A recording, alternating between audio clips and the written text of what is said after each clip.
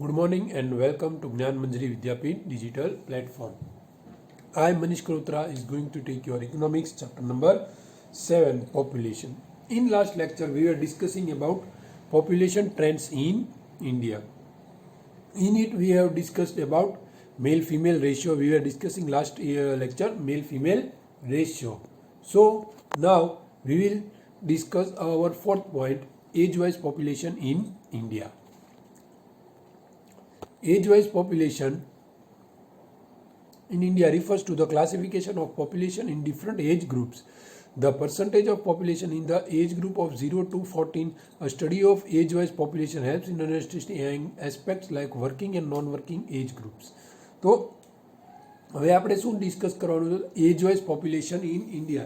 તો બધાની એજ આપણે જોવાનું ડિફર કરવાની કહેવાય 0 to 14, 14 to 15 to 35, 35 to 60, 60 to 100. તો એની એજના આપણા ફેક્ટ્સ ચેક કરવાના હતા. એની ઉપરથી શું ખબર પડશે? તો એમાંથી આપણને ખબર પડે કે પોપ્યુલેશન છે એમાંથી કેટલું પોપ્યુલેશન છે, એમાંથી કેટલું પોપ્યુલેશન કામ કરી શકે, કે ઇટ ઇઝ અ પ્રોડક્ટિવ આપણે એમ કહી શકીએ, એવું આપણે ડિસ્કસ કરવાનું છે.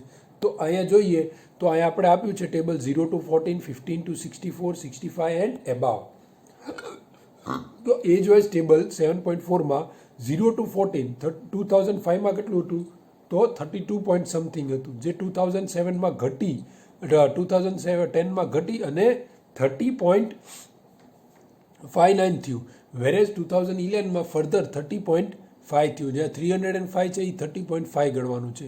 અને 2014નું ફર્ધર ડિક્રીઝ ટુ 29%. એટલે આ ઉપરથી એ ખબર પડે છે કે આપણું પોપ્યુલેશન ઇન્ક્રીઝ થાય છે બટ એટ ડિક્રીઝિંગ લેવલ. પછી 15 to 64નું તો 62.44 હતું 2005માં, જે વધી અને 2010માં 63.99 થયું, 2011માં 64.3 થયું અને 2005 એટલે 14 એટલે હાલમાં 65.30. અને એબાવની વાત કરીએ તો 4.78 હતું 5માં, 5.10 હતું 2012માં અને 5.2 હતું 2000, જે અત્યારે 5.49 છે. એ લિટિલ બીટ ઇન્ક્રીઝ થયું છે. બટ ઓવરઓલ આ ઉપરથી આપણે કહેવામાં આવે છે કે વિશ્વનો યુવા દેશ કોને કહેવામાં આવે છે? તો વિશ્વનો યુવા દેશ ઇન્ડિયાને કહેવામાં આવે. તો શું કરવા કહેવામાં આવે છે? તો જોઈ શકીએ છીએ કે 15 to 64 એટલે કે જે પ્રોડક્ટિવ પોપ્યુલેશન છે એનું આપણી મોર દેન 50% people are productive. 62 average, 60 to 65 આપણા છે બધા. તો એ ઉપરથી આપણે જાણી શકીએ છીએ કે આપણું પોપ્યુલેશન, જે યુવા પોપ્યુલેશન છે, પ્રોડક્ટિવ પોપ્યુલેશન છે, એ વધારે, સૌથી વધારે છે. ક્લિયર? તો નીચે ટેબલ આપ્યું છે સેમ, એમાં ઈ છે વાય બાર એક્સ બાર ઉપર આપેલું છે, આપણને સાઈડમાં રાખીએ તો ઈયર આપેલા છે 2005, 2010, 2011, 2014. વેરેઝ ઓન વાય બાર percentage of population in different age group, different age group જે આપણે વાત કરીએ અહીંયા 2005, 2010, 2011, જ્યાં 2010ની વાત કરીએ તો 30.89 કયો છે? બાળકો છે. 63.9 કયો છે? યુવાન. 15 to 64 ને 5.11 અબાઉ 65. એવી જ રીતે 2011માં અને 2014નું એસ્ટિમેટ પણ ઈ જ છે. 29.21 કેટલા છે? તો એ આપણે કહી શકીએ બાળકો 0 to 14, પછી 65.3 યુવા, 15 to 64 અને 5.49 વૃદ્ધ આપણે કહી શકીએ અબાઉ 65 યર્સના છે. ક્લિયર? તો આ હતું આપણું એક્સપ્લેનેશન. હવે આપણે જઈએ ફિફ્થ પોઈન્ટ ઉપર, rural and urban population in India. Number of people living in rural areas and the number of people living in urban area constitute the proportion of rural and urban population. The rural-urban population is influenced by various factors like extent of employment, education, health, social life, quality of life, economic return and occupation, etc. તો આપણને ખબર છે આપણો દેશ ઝાઝા ભાગનો maximum people live in rural areas. આપણે rural એરિયાઝમાં ભારતમાં વધારે રહી છે, અર્બનમાં પણ હવે તો વધતું જાય છે, બટ પહેલાં વધારે યુવા અર્બન રૂરલમાં રહેતા હતા. જો આપણે વાત કરીએ તો 1901માં ટોટલ 23.8 કરોડ હતા, એમાંથી 21 કરોડ રૂરલ એરિયાઝમાં, ઓનલી 2.6 જ અર્બન એરિયાઝમાં રહેતા હતા. જે 1951માં 36 કરોડ થઈ, તો એની સામે 29.9 કરોડ રૂરલ એરિયાઝમાં અને 6.2 કરોડ અર્બન એરિયાઝમાં. એમાં પર્સન્ટ વાઇઝ પણ વધ્યું છે અને ટોટલ પોપ્યુલેશન પણ અર્બન એરિયાઝમાં વધ્યું છે એવી જ રીતે આપણે આગળ વધતા 2011ની વાત કરીએ તો 121 કરોડ પીપલ્સ હતા, એમાંથી 121માંથી 83 crore people are living in rural areas whereas 38 crore are living in urban area. તો એમાં પણ વધારો થયો છે. આપણે પર્સન્ટેજ અર્બનનો જોઈએ તો પહેલાં 10% હતું, જે પછી ઇન્ક્રીઝ થઈને 1951માં 17 થયું, 1981માં 23 થયું અને અત્યારે 2011માં 30 થયું. અત્યારે અર્બનમાં લોકોનો ક્રેઝ વધારે છે, અર્બન કોર લોકો શિફ્ટ થતા જાય છે એમ આપણે કહી શકીએ છીએ. ક્લિયર? તો અહીંયા આપણને ટેબલમાં એક્સ એક્સિસમાં યર આપ્યું છે અને વાય એક્સિસમાં urban rural population in crore આપેલું છે. તો એમાં આપણે જોઈ શકીએ છીએ તો 1951માં 29.9 કરોડ અર્બન રૂરલ એરિયાઝમાં, જે વ્હાઇટ કલરનો પોસ્ચર છે એ રૂરલ માટે છે અને બ્લેક કલરનો અર્બન માટે છે. તો જોઈ શકીએ છીએ કે there is a vast difference of people living in urban and rural areas. Maximum people are living in still in, or we can say more than double people are living in rural areas, but percentage wise we will see then it is slowly but gradually growing up in urban areas. Urban craze વધતો જાય છે. Because reason શું છે urban craze વધવાનું? કે education ત્યાં proper ન મળતું હોય, રૂરલમાં ઇલેક્ટ્રિસિટી ન હોય, કોઈ એમ્પ્લોયમેન્ટ ઓપોર્ચ્યુનિટીઝ ન હોય. તો આ બધાની કારણે આપણે પાછું અહીંયા આવવું પડ્યું હોય છે, અર્બન એરિયાઝમાં આવવું પડ્યું હોય છે, એનું ગામ છોડીને એને પાછું આવવું પડ્યું હોય. તો this was the explanation. Now we will see causes of rapid increase in population. તો હવે આપણે નવો ટોપિક લઈએ. અહીંયા આપણે trends of population topic clear કર્યો. Now we clear topic of trends. Now we will see causes of rapid increase in population. તો એનું રીઝન શું છે? તો આપણે મેક્સિમમ આપણે બે રીઝન જ ગણી શકીએ. Main 2 reasons are there four increase in population. એક તો બર્થ રેટ વધી અને બીજી તો ડેથ રેટ ઘટી. આઝાદી પહેલાં આપણી બર્થ રેટ જેટલી હાઈ હતી એટલી જ આપણી ડેથ રેટ હાઈ હતી, પણ હવે સિચ્યુએશન ત્યાં ચેન્જ થઈ ગઈ છે. Birth rate is also high, birth રેટમાં કોઈ ઘટાડો નથી આવ્યો અને ડેથ રેટ જે હતી એમાં સતત ઘટાડો આવ્યો. જ્યાં પહેલાં 1000 લોકોમાંથી 500 લોકો મૃત્યુ પામતા હતા, આજે ત્યાં 5 થી 10 જ લોકો મૃત્યુ પામે છે અને બર્થ રેટમાં પણ એમ જ છે, કોઈ ચેન્જ આવ્યો નથી, તો વધારો થયો છે. તો આ બે કારણ, બર્થ રેટ વધી અને ડેથ રેટ ઘટી, તો આની કારણે આપણું પોપ્યુલેશન વધ્યું છે રીઝન. તો જોઈએ આપણે ટોપિક જ તે. There are 2 factors affecting increase in population. તો આપણે વાત કરીએ બે factors, which is birth rate and death rate. The difference between the birth rate and the death rate is the cause of increase in population. In other words, it can be said that the high birth rate and low death rate has led to population increase. તો population increase નું કારણ શું છે? તો કે high birth rate and low death rate. આ વિશે આપણે હવે ડિટેલમાં ચર્ચા આજે કરીશું, બર્થ રેટ અને ડેથ રેટ બંનેની. તો જોઈએ આપણે પહેલા birth rate. Meaning of birth rate: the birth rate depicts the number of children born for every 1000 people during the year equal to, આપણે તો શું છે, તો birth rate equal to the number of live birth during a year upon total population into 1000. તો આપણે birth rate એટલે શું? તો કે દર 1000 કેટલા બાળકો જન્મે છે, પીપલ દર 1000 કેટલા બાળકો જન્મે છે, એને આપણે બર્થ રેટ કહેવામાં આવે છે. તો બર્થ રેટનો ફોર્મ્યુલા છે the number of live birth during a given year upon total population into 1000. કે આપણે એમ સમજી શકીએ કે દર 1000 કેટલા બાળકો જીવે છે એને આપણે બર્થ રેટ કહીએ છીએ. Clear? Birth rate is not depicts as percentage, but for every 1000 people how much is the addition taken place is shown. On the basis of birth rate, the increase in the population is known as the data on the birth rate helps in deciding the population policy. તો આ આપણને શું કહે છે કે ભાઈ birth rate કઈ રીતે તમે કાઉન્ટ કરી શકો છો? તો બર્થ રેટ તમારે કાઉન્ટ કરવું હોય તો કે દર 1000 બાળકોએ કેટલા બાળકો જીવે છે, તો એને આપણે બર્થ રેટ કહી શકીએ છીએ. તો અહીંયા 1951માં હતા તો ત્યારે જો 1951માં આપણે 40 હતા, દર 1000 બાળકોએ 40 બાળકો મૃત્યુ પામતા હતા, 39.9 એટલે એવરેજ આપણે 40 લીધી છે. ક્લિયર? પણ 2011માં એ ડિક્રીઝ થઈને કેટલું થયું? 21.8 થઈ ગયું, વિચ ડિક્રીઝ ટુ 21. તો એક વર્ષ કમ્પ્લીટ કરતાં એ બાળકો કેટલા બચે છે તો એ વાત કરવામાં આવે છે. તો 1951માં આપણે જોયું તો 40 આસપાસ હતું અને 2011માં 21.8 એટલે કે નિયર બાય હાફ થઈ ગયું છે. તો એ હાફ થઈ ગયું છે તો એનું કારણ શું છે તો કે મેડિકલ ફેસિલિટીઝમાં ઇમ્પ્રુવમેન્ટ થયું. બટ આની કારણે આપણે એ સમજી શકીએ કે ભાઈ પોપ્યુલેશન પણ વધ્યું છે. ક્લિયર? થોડું આપણે એક્સપ્લેનેશન ઉપર પણ જોઈ લઈએ. Analysis in 1951 the extent of birth rate in India was 39.9 which decreased to 21.8 in 2011 which shows a slow reduction in the birth rate. The main reason for this are low level of education, preference for male child, low income level etc. તો ભલે આ slow level of reduction તો કે reduction એટલે એ કારણ તો થાય નહીં. આજે આપણું દેશ એટલું આગળ આવ્યું છે તો આજે 39થી આજે 21.8 નિયર બાય 18.1%નો ડિફરન્સ આવ્યો છે બર્થ રેટમાં. તો આનું લો છે, રિડક્શન ઘટ્યું ઘણું છે પણ હજી કેમ ઓછું હતું તો એનું કારણ education, preference of male child, low income આ બધાને આપણે ઇન્ક્લુડ એમાં કરી શકીએ છીએ. ક્લિયર? હવે આપણે જોઈએ ડેથ રેટ વિશે. Now we will see a topic of our death rate. Meaning of death rate. The death rate depicts the number of people who die per every 1000 people during a given year. તો death rate શું હશે તો કે દર હજારે કેટલા લોકો દર વર્ષે મરે છે એની વાત કરવામાં આવે છે. નીચે આપણને એનો ફોર્મ્યુલા આપ્યો છે તો કે death rate equal to number of people who die in a given year upon total population into 1000.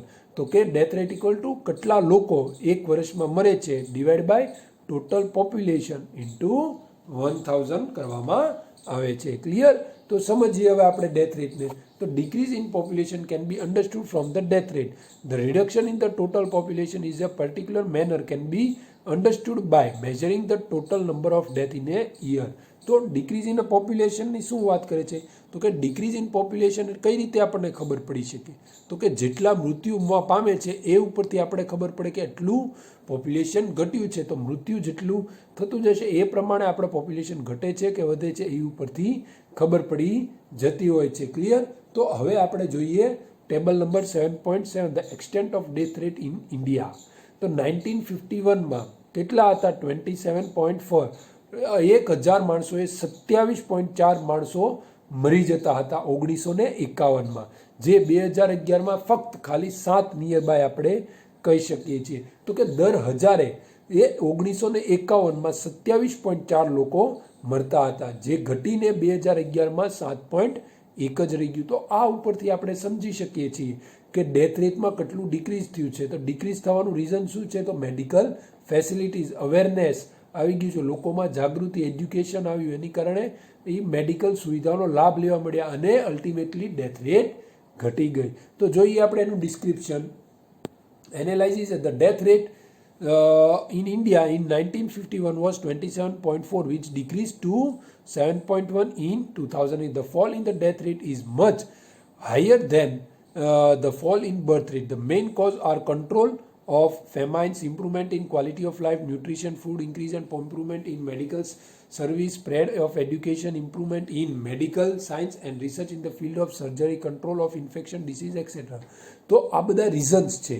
આજે ડેથ રેટ ઘટવાનું રીઝન શું છે તો કે કંટ્રોલ ઓવર ફેમાઇન્સ, ફ્લડમાં અને વરસાદ, અતિવરસાદ એમાં લોકો મૃત્યુ પામતા, રોગચાળો આવતો એમાં મૃત્યુ પામતા, પછી ક્વોલિટી લાઈફમાં હવે સુધારો થયો, મેડિકલ ફેસિલિટીઝમાં સુધારો થયો, ન્યુટ્રિશિયસ ફૂડ લેવા મળ્યા, આ રીતે સુધારો ઘણો જિંદગીમાં આવી ગયો. એજ્યુકેશનમાં સારો એવો ચેન્જીસ આવ્યા અને લોકો એજ્યુકેટેડ થતા ગયા અને સ્ટાન્ડર્ડ ઓફ લિવિંગ ઇન્ક્રીઝ કર્યું. તો આ બધા રીઝન્સ છે કે જે 1951માં 27.4 હતું જે ઘટીને 7.4 થઈ ગયું ઇન 2011. આ રીઝન્સ આ ફોર ડેથ રેટ. ક્લિયર? તો હવે આપણે આગળ જોઈએ કોઝિસ ઓફ બર્થ રેટ. હવે આપણો થર્ડ પોઈન્ટ જોઈએ causes of birth rate. Causes of birth rate in India can be classified under 3 heads: social factors, economic factors and other factors. તો પહેલો પોઈન્ટ આપણે જોઈએ સોશિયલ ફેક્ટર્સ. તો social ફેક્ટર્સમાં પહેલો point universality of marriage. In India marriage is a religious ritual. The society doubts an unmarried person. To escape from this, a man and a woman enter into a situation of marriage. Even disabled persons are not exception. Compared to advanced country, in India, most women marry. This universality of marriage leads to a high birth rate.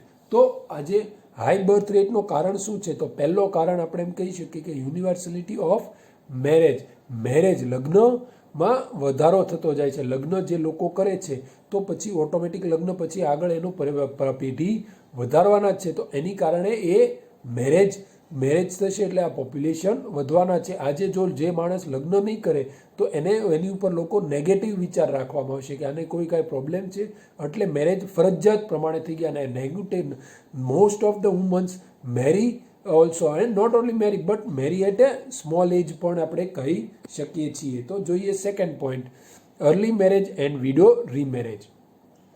Child marriage is prevalent in many parts of the country despite laws banning child marriage. As they get married at an early age, their fertility span is very long.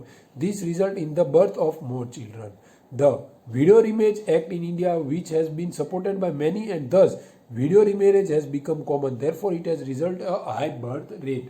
તો આપણે પહેલાં હમણાં પોઈન્ટમાં વાત કરી તો કે નાની ઉંમરમાં લગ્ન થઈ જાય એટલે બાળ વિવાહમાં થઈ જતા હોય. તો બાળ વિવાહ થઈ જાય તો એની કારણે શું છે? તો એનું આપણે એમ કહી શકીએ કે એની ફર્ટિલિટી રેટ વધી જતી હોય છે, એનું લોંગ થઈ જતી હોય છે. જે આજે 23 વર્ષે લગ્ન થતા હોય છે એની જગ્યાએ તમે 18 વર્ષે કરો તો એ 5 વર્ષનો ગેપ વધી જતો હોય, તો એની કારણે બાળકોનું જન્મ વધી જતો હોય છે. તો આ કારણે પણ પોપ્યુલેશન વધતું હોય છે. બીજું તો વિધવા રીમેરેજ. તો આ રીમેરેજને ઘણા લોકોએ સપોર્ટ કર્યો છે. તો એની જિંદગીમાં રંગ ભરવા માટે જે વિધવાઓને ફરી રીમેરેજ કરવામાં આવે છે તો એની કારણે એનું પરિવાર આગળ વધતો હોય છે. તો આ પણ એક કારણ છે હાઈ બર્થ રેટનું. ક્લિયર? તો હવે જોઈએ આપણો third point, preference for male child. Indian society is male dominated and more importance is given in sons rather than daughter for the following three reasons. It is believed that there is a hell named Pooh and a son's birth can stop them from reaching this hell. For procreation, to support the process recreation and to support the financial during the old age.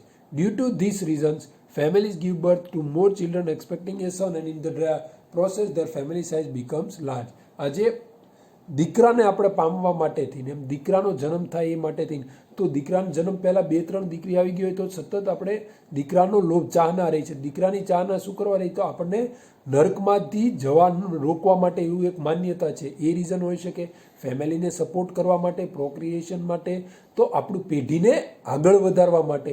તો આ બધી રીઝન્સની કારણે આજે છોકરાનો જન્મને આવકારવામાં આવે. છોકરાને જન્મ ન થાય, એક બાળક છોકરો ન આવે ત્યાં સુધી આપણે બાળકો જન્મ વધારતા હોય તો આની કારણે પણ પોપ્યુલેશન વધતું હોય છે. ક્લિયર?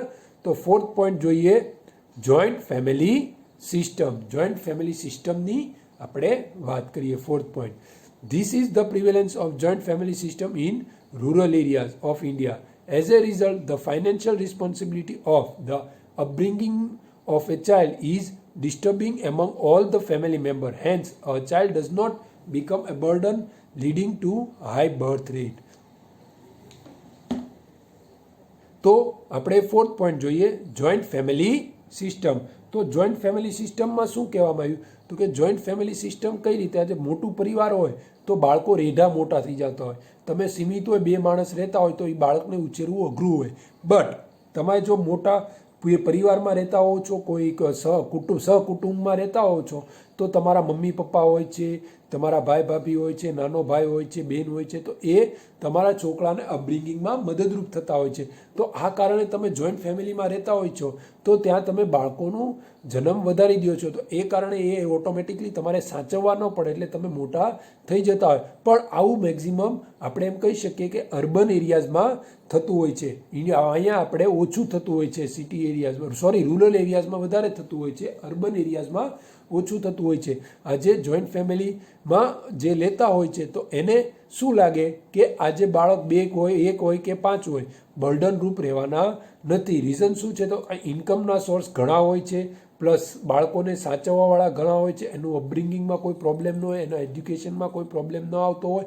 તો આ બધા રીઝન્સની કારણે આપણે જોઈન્ટ ફેમિલીમાં રહેતા હોય તો બાળકોનું બર્થ રેટ વધી જતો હોય છે. જોઈન્ટ ફેમિલી જે હોય છે તો એને પરિવાર વધારવામાં જ વધારે ઇન્ટરેસ્ટ હોય છે. રીઝન શું છે તો કે રીઝન એ છે તો એને કોઈ અપબ્રિંગિંગની કોઈ પ્રોબ્લેમ હોતો નથી, એની માટે કોઈ બર્ડન રૂપ નથી હોતું. રીઝન કે એને એકલાને ન સાચવવાના, એના મમ્મી પપ્પા હોય છે, ભાઈ બહેન હોય છે, પછી ભાઈ ભાભી હોય છે, તો એ બધા એના બાળકોને સાચવી લેતા હોય છે. ક્લિયર? તો આ રીઝન્સ હતા. તો આજે આપણે જોયો પહેલો પોઈન્ટ, social factors of causes of birth rate. બાકીના બે factors, economic factors and other factors, આપણે નેક્સ્ટ લેક્ચરમાં ડિસ્કસ કરશું. આ લેક્ચર માટે આપણે અહીંયા કન્ક્લુડ કરીએ છીએ. So thank you very much and જય હિન્દ.